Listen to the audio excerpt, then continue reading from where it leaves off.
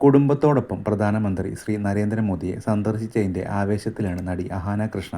ഡൽഹിയിൽ നടന്ന ഈ കൂടിക്കാഴ്ച കേവലം ഒരു ഔദ്യോഗിക സന്ദർശനത്തിനപ്പുറം തന്റെ അച്ഛൻ കൃഷ്ണകുമാർ വർഷങ്ങളായി നേടിയെടുത്ത കഠിനാധ്വാനത്തിന്റെ അംഗീകാരമാണെന്ന് അഹാന കുറിച്ചു.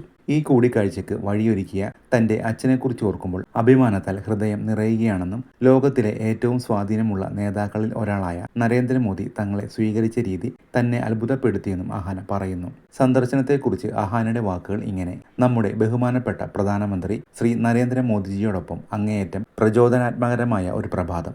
അദ്ദേഹത്തെ പോലൊരു ഉന്നത വ്യക്തിത്വം ഇത്രയധികം ഊഷ്മളതയോടും വ്യക്തിപരവുമായ അടുപ്പത്തോടും കൂടി ഞങ്ങളെ സ്വീകരിച്ചത് കണ്ടപ്പോൾ ഞാൻ അത്ഭുതപ്പെട്ടു പോയി.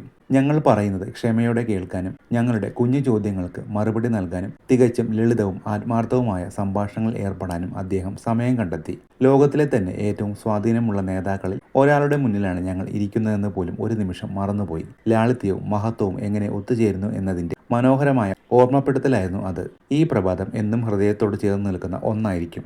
ബഹുമാന്യരായ വ്യക്തികൾക്കിടയിൽ എൻ്റെ അച്ഛൻ വർഷങ്ങളായി നേടിയെടുത്ത ആദരവും ബഹുമാനവും നേരിൽ കണ്ടപ്പോൾ എനിക്ക് അതിയായ അഭിമാനം തോന്നി. ഞങ്ങളുടെ കുടുംബത്തിന് ലഭിച്ച ആ സ്വീകാര്യത അച്ഛൻ സമ്പാദിച്ച ആ വലിയ അംഗീകാരത്തിന്റെ പ്രതിഫലനമായി എനിക്ക് അനുഭവപ്പെട്ടു. ഒരു മകൾ എന്ന നിലയിൽ എൻ്റെ ഹൃദയം നിറഞ്ഞ നിമിഷങ്ങളായിരുന്നു അത്.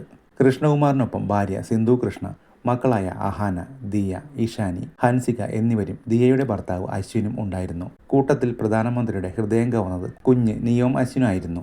ഓമിയെ താലോലിക്കുന്ന പ്രധാനമന്ത്രിയുടെ ചിത്രങ്ങൾ ഇപ്പോൾ സമൂഹ മാധ്യമങ്ങളിൽ തരംഗമാണ്. 1 മണിക്കൂറോളം നീണ്ട ഈ കൂടിക്കാഴ്ച തങ്ങളുടെ ജീവിതത്തിലെ ഏറ്റവും വലിയ ഭാഗ്യമായാണ് കൃഷ്ണകുമാറിന്റെ കുടുംബം കണക്കാക്കുന്നത്.